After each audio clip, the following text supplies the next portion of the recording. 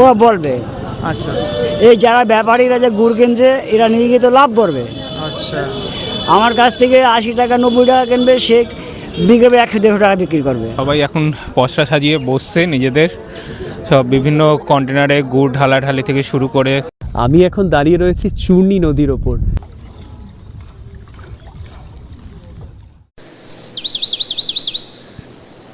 পৌষ পার্বণ তো চলেই এলো, আর পৌষ পার্বণে আমরা পিঠে খাবো না এটা তো হয় না, পিঠে পায়েস তো আমাদের খেতেই হবে, আর তার জন্য দরকার নতুন গুড়।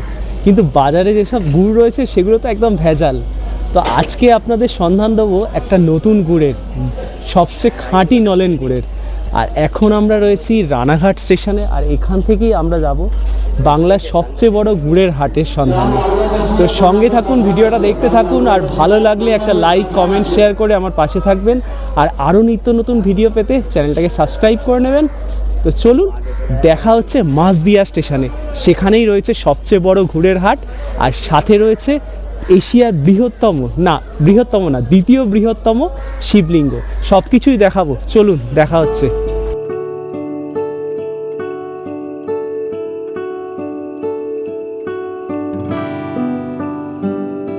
উঠে পড়েছি রানাঘাট গেদে লোকাল, আর এই রানাঘাট গেদে লোকালে করেই আমরা যাব হচ্ছে মাঝদিয়া স্টেশন, আর সেখানেই রয়েছে বাংলার সবচেয়ে বড় গুড়ের হাট। আর আমার সাথে এই ব্লগে রয়েছে অভিজিৎ। হ্যালো।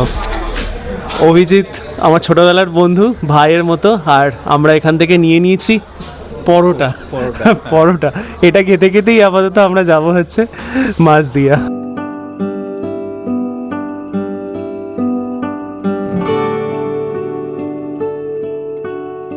রানাঘাট থেকে আমরা উঠে পড়েছি গেদে লোকালে।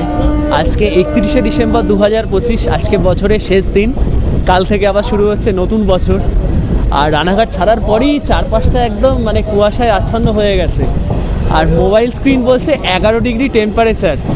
আর আমরা এখন চলে এলাম পাঁচবেড়িয়া হল্টে।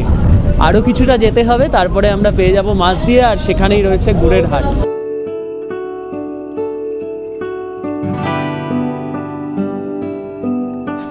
শিয়ালদা থেকে মাঝদিয়ার দূরত্ব 105 কিলোমিটার, আর এর মাঝে পড়বে 32টা ইন্টারমিডিয়েট স্টেশন। শীতের সকালে গ্রাম বাংলার প্রাকৃতিক দৃশ্য দেখতে দেখতে লোকাল ট্রেনের জার্নিটা কিন্তু আমাদের দুর্দান্ত লেগেছিল। আর এই যে দেখতে পাচ্ছেন পুরো কুয়াশাচ্ছন্ন সকাল, মানে অনবদ্য।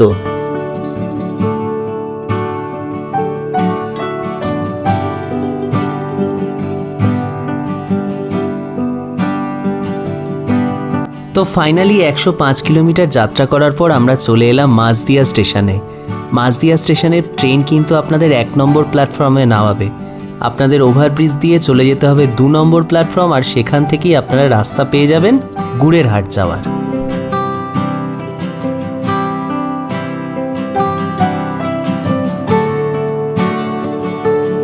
স্টেশন থেকে বেরিয়ে সামনের দিকে কিছুটা হাঁটার পর আমরা পেয়ে গেছি school road, Majhdia Banpur road যেটা, সেখান দিয়ে হাঁটছি। আর সামনেই রয়েছে গুড়ের হাট, সেদিকেই যাচ্ছি এখন।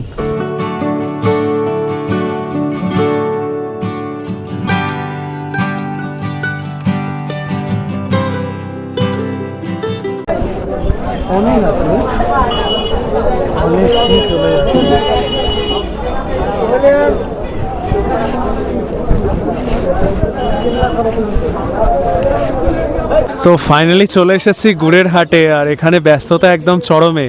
সবাই এখন পসরা সাজিয়ে দোকান সাজাতে ব্যস্ত। তো সবাই এখন পসরা সাজিয়ে বসছে নিজেদের, সব বিভিন্ন কন্টেনারে গুড় ঢালাঢালি থেকে শুরু করে বিভিন্ন খদ্দেরও আসা শুরু হয়ে গেছে ইতিমধ্যেই। অনেকেই আসছে, আমরা যে ট্রেনে এলাম সে ট্রেনে করেও অনেকে এলো, দেখলাম যে গুড় মার্কেটে আসবে, গুড় কিনবে। মোটামুটি চলছে আমাদের ঘোরা চলছে। দেখি সামনের দিকে আর একটু যাওয়া যাক।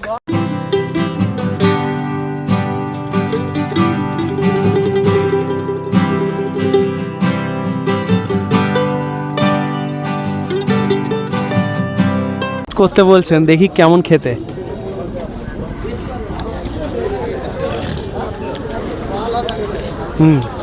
টেস্ট ভালো। এটা তেল গুড় বলছে উনি, আপাতত বলেছেন 100 টাকা কেজি। 100 টাকা কেজি তো আপনি কি নিজেই তৈরি করেন? আমি নিজে তৈরি করি। নিজে তৈরি করেন? নিজে। তা এইটা তৈরি করতে এটা কিভাবে তৈরি করেছেন? এটা অরিজিনাল নলেন গুড় তো নয় এটা। এটা অরিজিনাল মানে এটা 4-5 রস জাল দিয়ে নইলেন তৈরি করা। আর এমনি যদি আসল নইলেন করতে হয় সেটা অল্প রস সকাল সন্ধ্যেবেলা ঝাড়িয়ে সেটা নইলেন করতে আলাদা করে। আচ্ছা আচ্ছা, এটা কিন্তু অরিজিনাল নয়, কিন্তু খেতে বেশ ভালোই। খেতে ভালো, হ্যাঁ। এটা কি তেল গুড় বলছে? তেল গুড়, হ্যাঁ, হালকা গুড়। আচ্ছা, অরিজিনালটা বুঝবো কি করে? একটা দানা দানা দেখছি আর একটা তেল, মানে দু রকম হয়, একটা দানা দানা। দানা গুড় একটু আলাদা আর তেল গুড়টা আলাদা।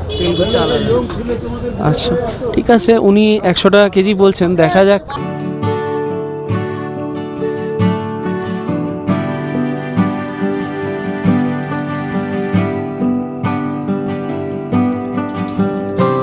তো এই মাঝদিয়াতে যে এত বড় গুড়ের মার্কেট ছিল আমার জানা ছিল না।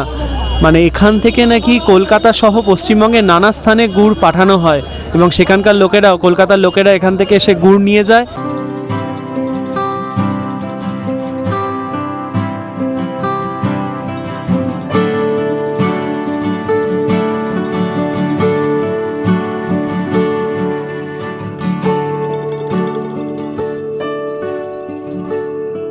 নামটা যদি বলেন। আমার নাম সন্তোষ বর্মন। আচ্ছা, সন্তোষ বর্মন কাকুর সাথে দেখা হলো। কাকু এখানে 2 হাঁড়ি গুড় এনেছিল, বিক্রি করে চলে যাচ্ছেন, তাই তো? হ্যাঁ আচ্ছা, আপনি নিজেই গুড় তৈরি করেন? হ্যাঁ, আমি নিজে গাছ কাটি, নিজে গুড় তৈরি করি। আচ্ছা, নিজেই তৈরি করেন? হ্যাঁ। অনেক বছর ধরে করছেন? তা 35-40 বছর করছি।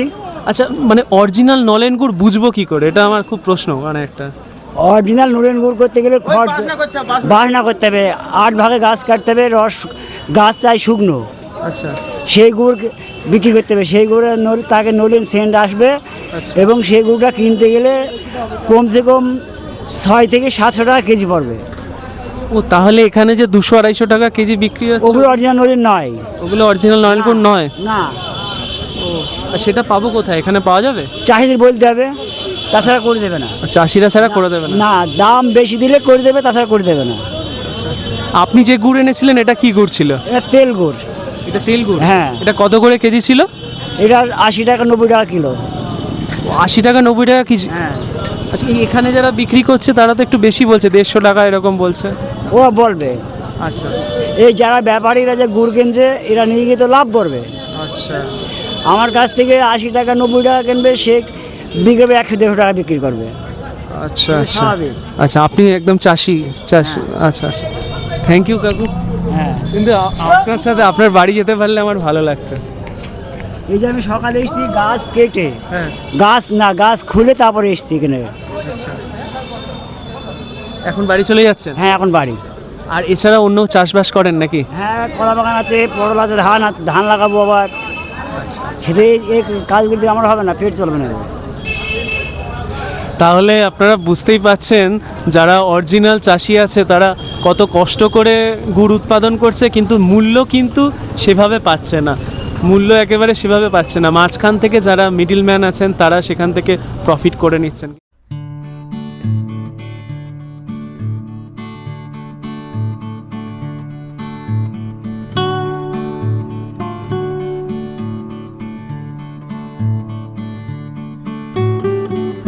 এখানে একজন কাকার সাথে পরিচয় হলো। কাকা, আপনার নামটা বলবেন? আমার নাম হিরণময় বিশ্বাস, বাড়ি নিউ ব্যারাকপুর। নিউ ব্যারাকপুর? আপনি নিউ ব্যারাকপুর থেকে গুড় এখানে নিয়ে এসেছেন হাটে? এখানে থেকে কিনে নিয়ে যাচ্ছি ও, বিক্রি করতে। আচ্ছা, এখান থেকে কিনে নিয়ে যাচ্ছেন, ওখানে গিয়ে বিক্রি করবেন? হ্যাঁ, হ্যাঁ। আচ্ছা আচ্ছা, এখানে বহুত দিন থেকে আসা হয়? হ্যাঁ, অনেক দিন থেকে আসি। আচ্ছা, আচ্ছা। 2-3 বছর আসি না, এই আসলাম 2-3 বছর পর। 2-3 বছর পর আসলেন। আচ্ছা, এখানে দাম কিরকম বলছে? ও 5 কিলোর বার 350 টাকা। 5 কিলোর বার 350 টাকা, মানে এটা কি কিনলেন? মানে এটা নলেন গুড় নাকি এটা? এই নলেন গুড় ধরেন। নলেন গুড়। গুড় একটু যাক সেন্ট আছে। সেন্ট আছে? আচ্ছা আচ্ছা, থ্যাংক ইউ।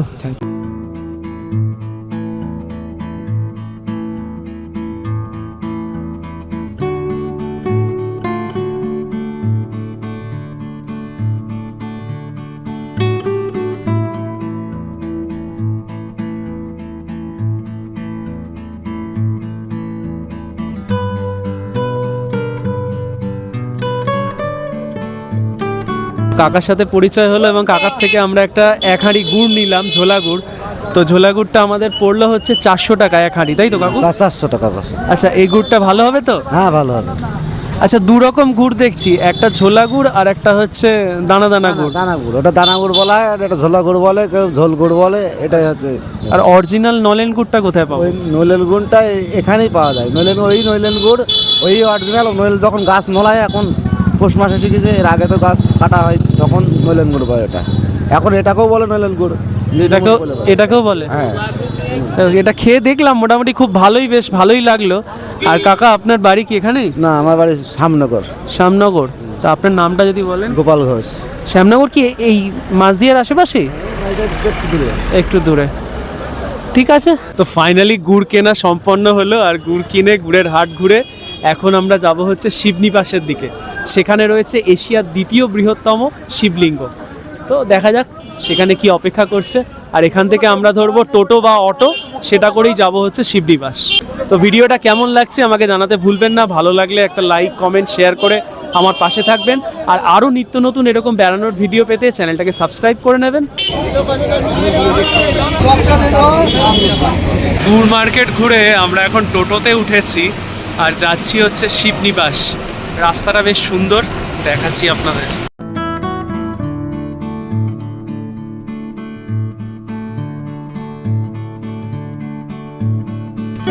আমরা এখন রয়েছি মাঝদিয়া কৃষ্ণনগর রোডে।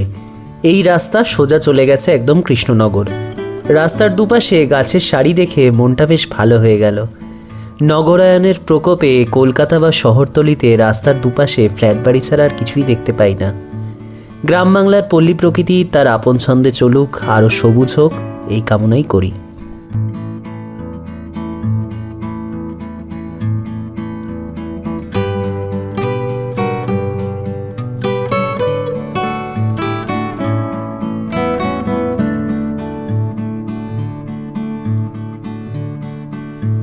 শিবনিবাস মন্দিরের সামনেই চলে এসেছি, আর সামনেই রয়েছে চূর্ণী নদী। আর এখানে একটা বাঁশের সাঁকো রয়েছে, সেটা পেরিয়েই আমাদের যেতে হবে শিবনিবাস।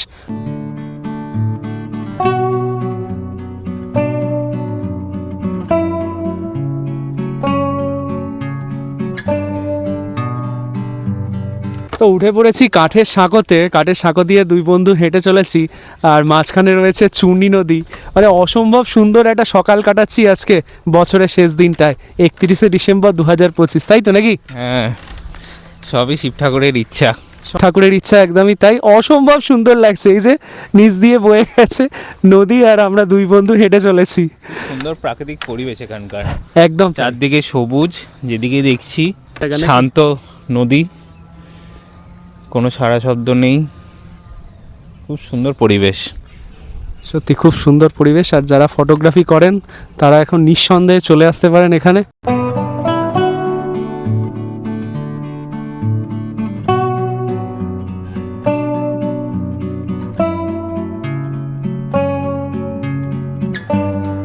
আমি এখন দাঁড়িয়ে রয়েছি চূর্ণী নদীর ওপর।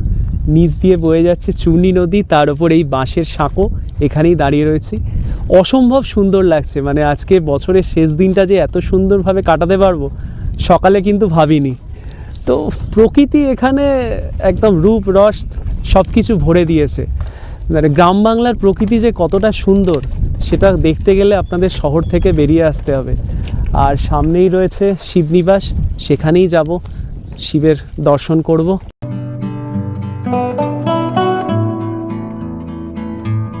চূর্ণী, যা মাথাভাঙার একটি শাখা, এই মাঝদিয়ায় মাথাভাঙা নদী থেকে উৎপন্ন হয়ে দক্ষিণ পশ্চিমে 56 কিলোমিটার প্রবাহিত হয়ে পায়রাডাঙ্গার কাছে শিবপুরে হুগলি নদীতে গিয়ে মিশেছে।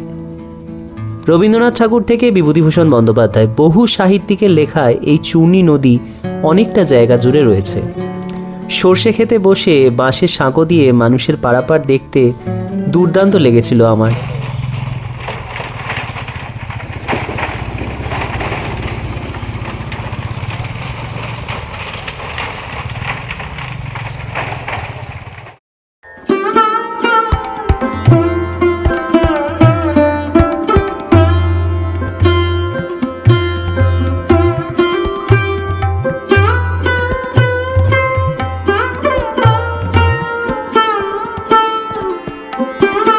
ফাইনালি চূর্ণী নদী পেরিয়ে চলে এসেছি শিবনিবাস।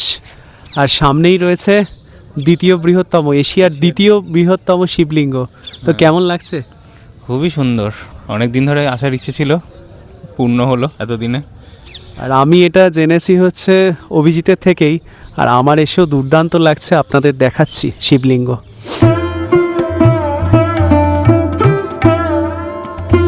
শিবনিবাস, যা মহারাজা কৃষ্ণচন্দ্র রায় 1754 খ্রিস্টাব্দে প্রতিষ্ঠা করেন। এটি বাংলার কাশী নামেও পরিচিত। মহারাজা কৃষ্ণচন্দ্র রায় নসরত খাঁ নামক দস্যুকে দমন করার পর এই স্থানে একাধিক শিব মন্দির তৈরি করেন, যার মধ্যে অন্যতম ছিল রাজরাজেশ্বর মন্দির, যা 250 বছরের পুরনো এবং 9 ফুট উঁচু কোষ্ঠী পাথরের এই শিবলিঙ্গটি একসময় এশিয়ার দ্বিতীয় বৃহত্তম শিবলিঙ্গ হিসেবে পরিচিত ছিল। এছাড়া আপনারা এখানে এসে একদিন থাকতেও পারেন। রাত্রি যাপনের জন্য বেশ কয়েকটি রিসর্ট রয়েছে, যার মধ্যে চূর্ণী রিসর্ট অন্যতম। তো শিবনিবাস মন্দির দেখে এবার আমরা ফিরে যাব আমাদের বাড়ি, আমাদের গন্তব্য কলকাতার দিকে। অনেক সকালে বেরিয়েছি, এবার তো ফিরতেই হবে। তো কেমন লাগলো গুড়ের হাট আর শিবনিবাস আমাকে জানাতে ভুলবেন না। ভালো লাগলে একটা লাইক, কমেন্ট, শেয়ার করে আমার পাশে থাকবেন। আরও নিত্য নতুন এরকম গ্রাম বাংলা সহ পশ্চিমবঙ্গের শহরতলির নানা রকম অজানাকে জানতে, পথ চলার আনন্দকে উপভোগ করতে আমার চ্যানেলটাকে সাবস্ক্রাইব করে নেবেন। সকলে ভালো থাকবেন, সুস্থ থাকবেন, আর পথ চলার আনন্দকে উপভোগ করতে থাকবেন। দেখা হচ্ছে নতুন কোনো একদিন, নতুন কোনো সকালে, নতুন কোনো ভিডিওতে। ধন্যবাদ।